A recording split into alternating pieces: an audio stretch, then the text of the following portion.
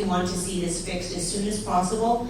And it affects our international reputation too, that we're not providing the kinds of drugs that we can for people who need it. So of course the Green Party would support that.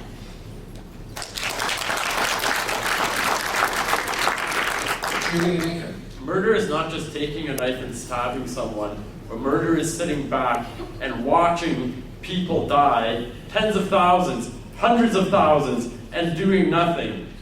I remember when Fidel Castro gave a speech and he said, "We have Cuban doctors. We will send them to Africa to deal with the HIV crisis. Give us the medications." And what did the big companies in the first world say? No. We are guilty of sitting by and allowing these deaths to happen. I think that we have a moral obligation to take a just and right stand and put the lives of people before patents and private profits of the corporations. Thank you. Important than intellectual property rights. And anyone who puts intellectual property above the lives of Canadian citizens or above the lives of people offshores, I just can't, I don't understand how that works. I don't understand how people can continue in that path. So in terms of supporting this initiative for patent waivers for drugs, absolutely I support it. It's one step in the right direction, but we've got a long way to go.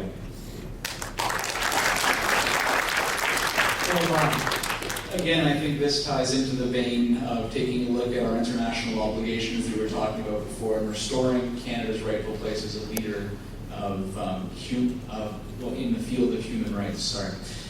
I believe that we need to waive the patent system and make sure that there are more generic drugs that are put into the system, not only here but also abroad, so that people can get the medicines they need. It's absolutely a shame. There are some corporations who look at profits over looking at people first, and this is something that needs to change, and an NDP government would make sure that Canada provides leadership on that question.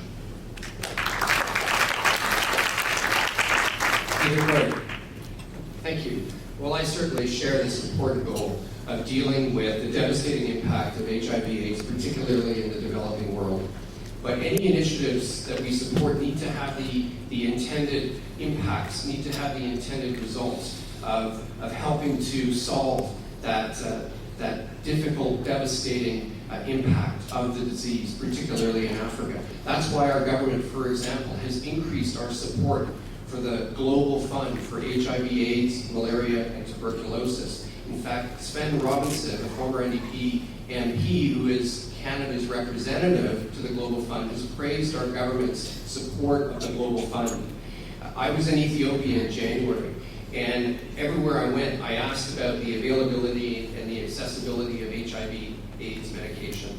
And in Ethiopia anyway, there's no lack of medication, there's a lack of testing kits.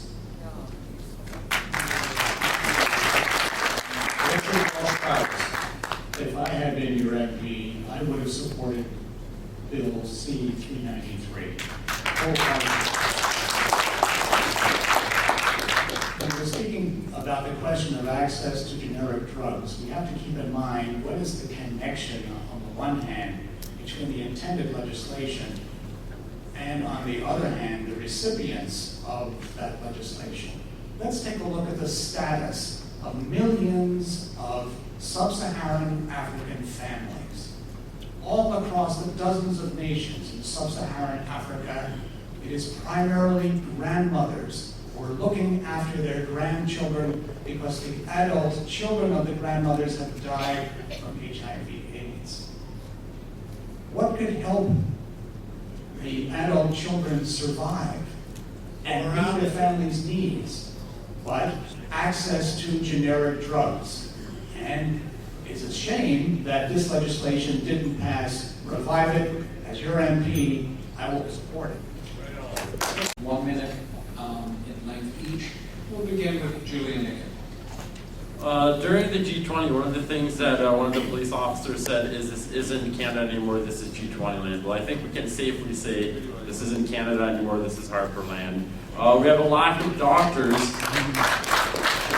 There's a lack of doctors because they're all driving taxis. There are so many educated people here who cannot do what needs to be done. We're having social programs cut, literacy programs cut, programs that help poor people and youth on the streets while we're building bigger jails to put them in. You know, I think Harper is the only prime minister that can talk about saving lives by bombing, as was mentioned earlier today. Like, I know that like there were quite a few civilians in Tripoli that died, and I don't know, maybe I suck at like math and stuff, but dropping bombs kills people, doesn't save lives. In any case, I think that like what's at stake here is freedom, individual freedom, our right to participate in politics, and if we don't stand now, when we wake up, all our freedom will be gone. Okay. Thank you. Thank you. Talking about- What kind of economy turns a $25 an hour full-time job into an $11 an hour part-time MIG job? What kind of economy has to issue food poison warnings on a regular basis? What kind of economy creates a structural deficit and a ballooning debt? What kind of economy requires its citizens to continue to consume and grow their personal debt in order to create jobs? What kind of economy leaves your recently graduated son or daughter with a $30,000 debt and no good job prospects?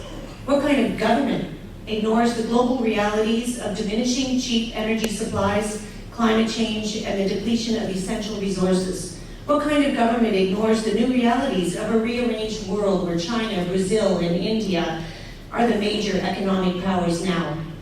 Business as usual is simply not an option.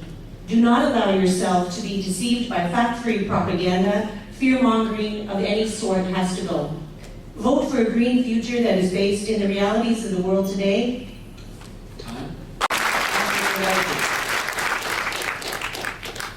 Conservatives are a government that has been cited twice for contempt.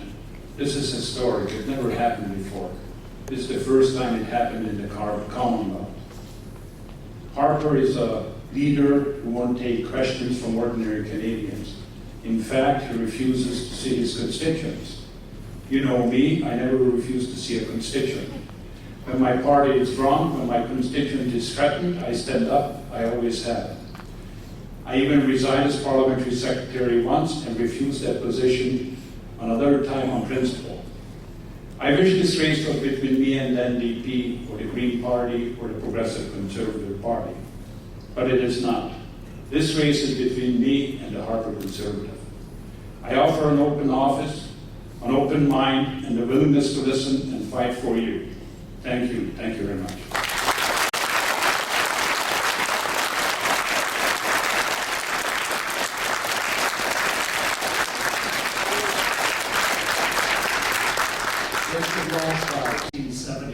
I understand why people are fed up with politicians' false promises and party politics.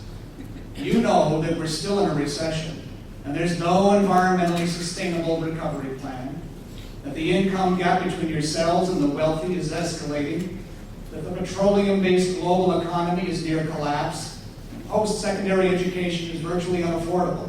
You know that to survive, we need local green industries manufacturing the products necessary to adapt to environmental realities. As a professional, I have the experience and skills to negotiate with all sectors in Kitchener-Waterloo to ensure that we thrive within our ecological means. We have the talent to become a national example of how to live sustainably. As an independent MP who puts people and planet before profits, my responsibility will be to you, not to a political party. Thank you.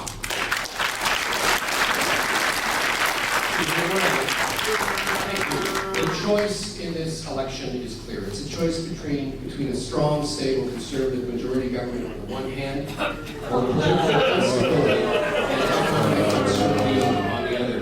Do you want a member of parliament who is part of the government and who delivers for you in this community, or someone on the outside who can't get the job done?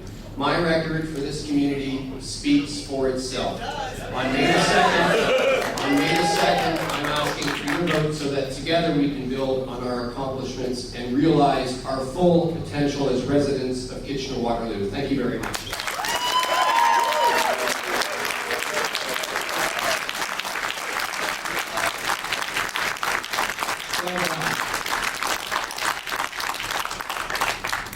We all have a very important choice of us on on May 2nd. And that question is, again, whether we want to vote against something or vote for something. And I think, again, that needs to be considered. I would ask all of you that are thinking or considering voting strategically what your purposes are on that booth on May 2nd.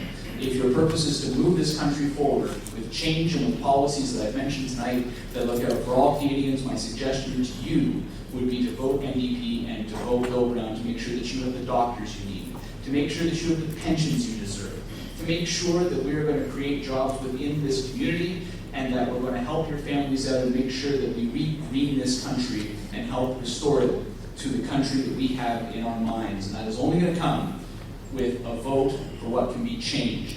And again, that starts with Bill Brown as your MP, with an NDP government here in Kitchener-Waterloo. Thank you very much, and I look forward to continuing to speak with you.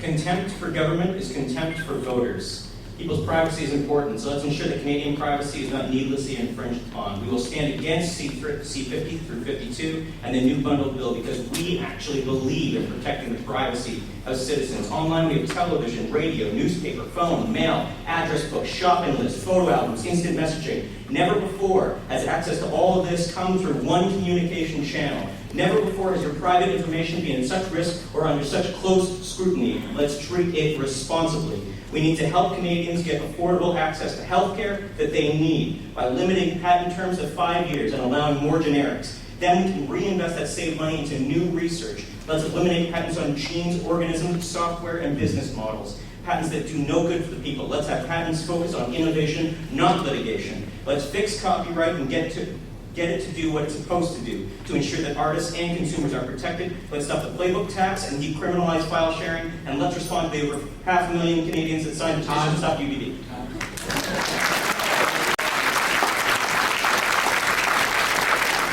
This brings to a conclusion the All-Candidates meeting for the riding of Kitchener-Waterloo. I'd like to briefly convey my thanks to the audience here, to the audience that has been following online for being part of this evening's forum. I'd also personally like to thank the candidates for taking part in the encounter, and last but not least, certainly our media panel. So good night to everyone, and be sure to vote on May the 2nd.